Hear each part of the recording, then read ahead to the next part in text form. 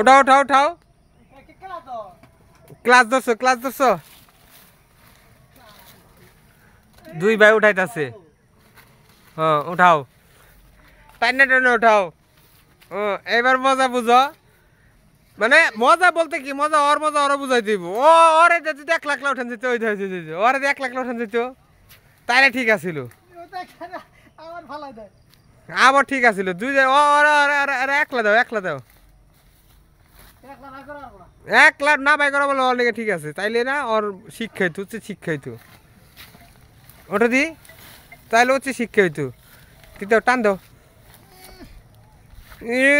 উঠছে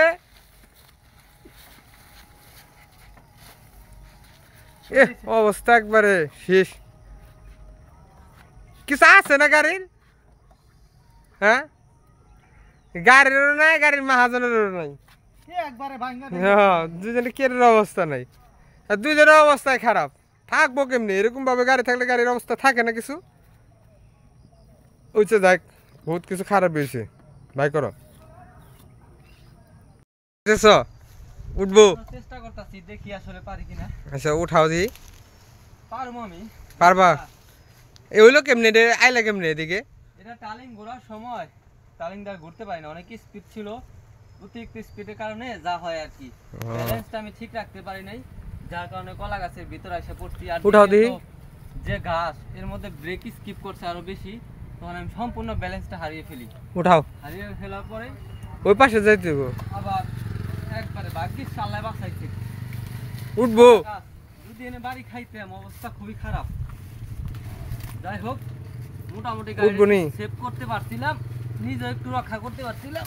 আরে বাবা সে পার নিউট্রাল করা আছে না গাড়ি সম্ভবত গিয়ারে আছে নিউট্রাল করো নিউট্রালাইজ করতে নিউট্রাল আছে না হ্যাঁ নিউট্রাল হইছে এখন পিছন দিকে দাও বাবা রে বাবা